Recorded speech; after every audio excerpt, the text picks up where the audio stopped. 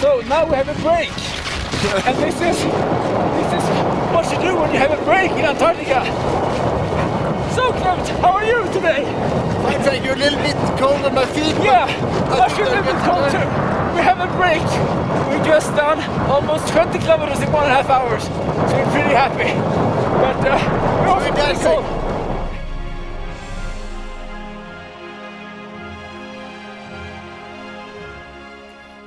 Antarctica is the most dangerous place on Earth. It can be the most beautiful, it can be the most dangerous and stormy as well. One morning when we woke up inside a tent, the wind was so hard, we thought it was like a plane flying outside our tent, like a rocket. We had to scream to each other inside the tent even to hear each other. I was really afraid of going outside to check the wires and the rope around the tent. Because if the tent takes off, if something happens, we're dead within minutes. And we thought the wind was going to calm down a little bit, but it got worse and worse. So we had a hurricane for almost 4 days. We measured up to 42 meters per second, and we were lying inside the tent. And the snow was pushing itself and blowing up against the tent. So we had to lie against the tent and hold it with our backs. I started to realize that this is actually both heaven and hell. It can be the most beautiful, calm place on the planet. It can be the absolutely nightmare at the same time. And this can happen the same day. Right now we're in a hurricane, and one of the lines to the tent just broke. So we've been out fixing the line, trying to build a little wall to protect us against the wind, and also moving a sled in front of the wind. So we hope it's good enough, because it's pretty intense and it's very dangerous, because the tent blows away. Then it's possible to stay in the sled because they're so big, but it will be very cold, and it will probably be the end of the expedition. So it's kind of tense right now.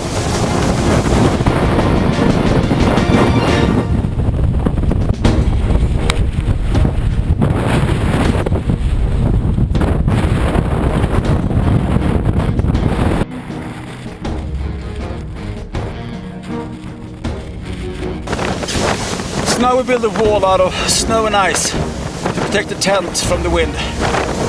Oh my god, it was cold outside and windy, but it feels good. Once you experience something really heavy, when you actually done it, you're satisfied with what you've done, and that we are now. Oh god. Whew.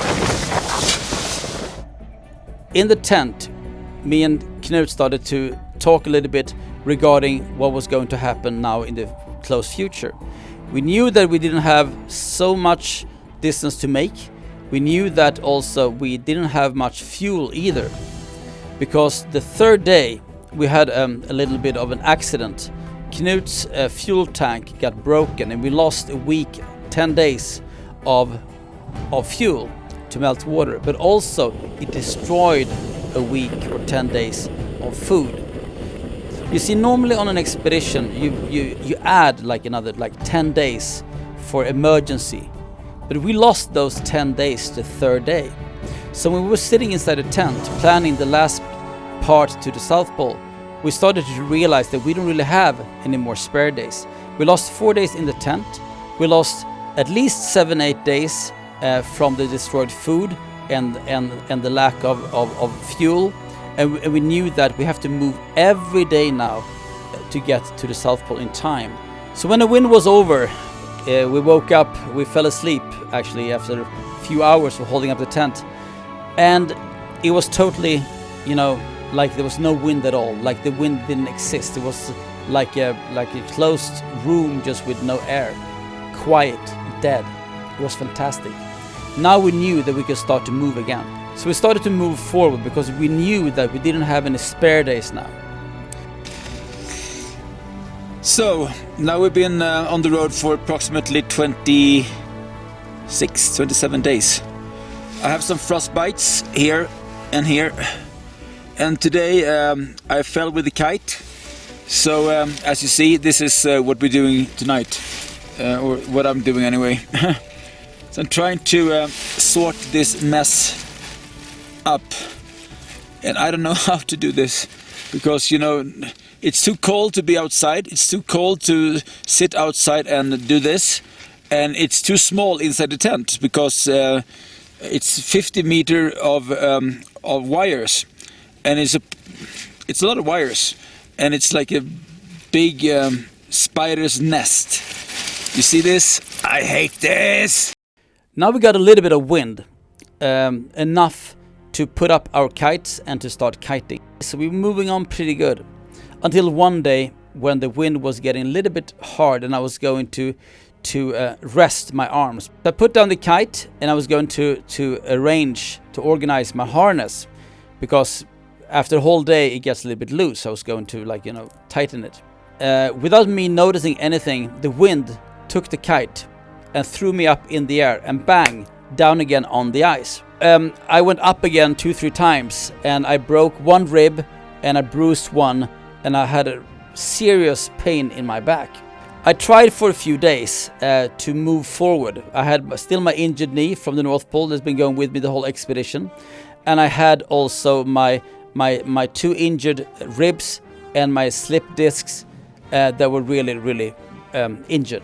So I was trying to move as much as I could, but I realized after some time that I couldn't. So we had to work as a one machine, with him with the kite and me with the sleds behind. So we were working together as a team to get to the South Pole in time.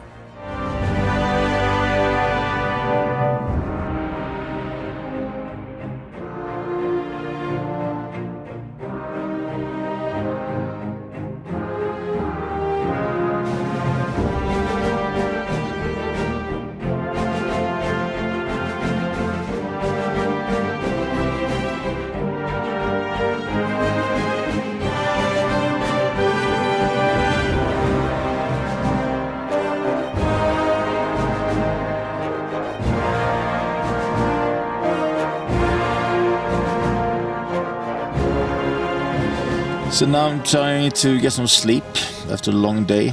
I have some frost bites here.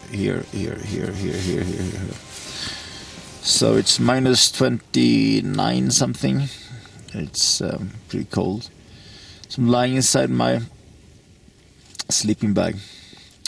So what motivates me? Why do I do this? I mean, it doesn't look that fun. Lying here in the sleeping bag with frostbites. Well, I always say that the higher the mountain, the more beautiful the panorama will be once you reach the summit.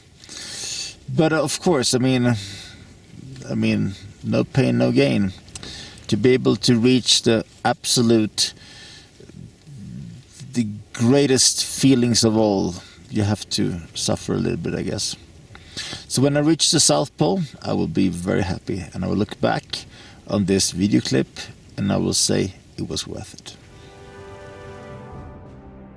Standing in Antarctica on the ice, with the frostbites, with the broken ribs, with my injured knee, you might think, why don't you just give up? Why don't you just call a plane and get out?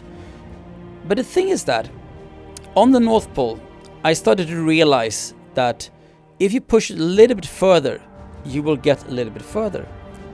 The pain was so strong, so I had to take painkillers every day just to get me going. And now it was beginning to get really bad. My nose was really frostbitten, my fingers were frozen. I haven't felt my feet for around about 10 days.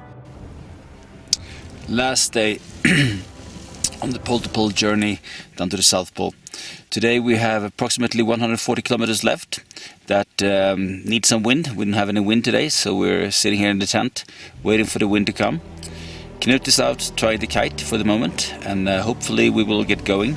Hopefully we will reach the South Pole today, the 17th of January, 100 years after Scott reached the South Pole. But we're all in the hands of Mother Nature. If the wind doesn't come, we can't move. So we're sitting here waiting for the wind to take us to the South Pole. Knut had a big problem with his feet. He had to move the whole time because he was very frozen and he was afraid of getting frostbites in his feet. So we didn't have time to wait, we just had to move on. And then one day, after 50 days of traveling every day, we see the South Pole coming up. When I really reached the South Pole, I cried, I sat down, I was so tired. The people on the South Pole research base saw that I was pretty ill, and they saw that my nose was pretty messed up. It was totally white. So they took me in to a doctor, and I was lying there with some warm blankets around my face and my arms. And I realized that this was really, really, really close. But I was standing on the South Pole. I made it to the other side of the world. So why do you take the risk? Why do you take the risk over and over again when you visit places like Antarctica, North Pole, Everest, jungles, oceans? I think that by taking a risk, you push your limits to the limit, and I think by doing that, you live. Life is not about sitting in the sofa. Life is about exploration, discovery, trying to find new ways of surviving, but also the philosophy behind it, why you do it. For me, it's an amazing experience to push the limits every time. I never live so much as on my adventures. It feels fantastic to be here, and finally, after 11 months of traveling, I'm on the South Pole.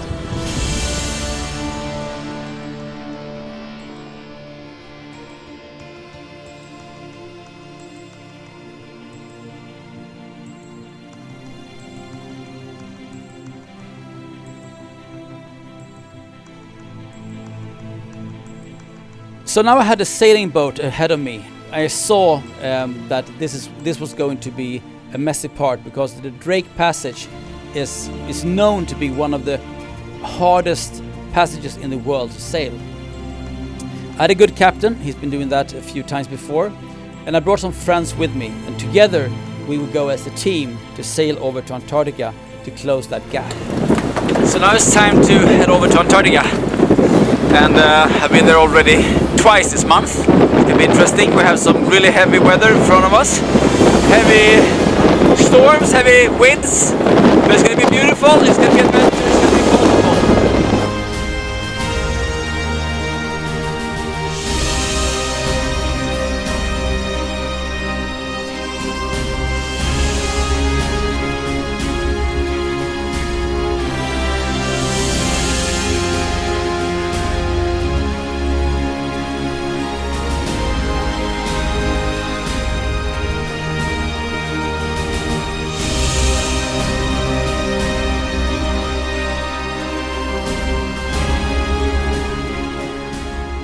I saw the most astonishing wildlife. I saw dolphins, I saw whales, leopard seals, and then finally, when we reached the continent again, I see the penguins.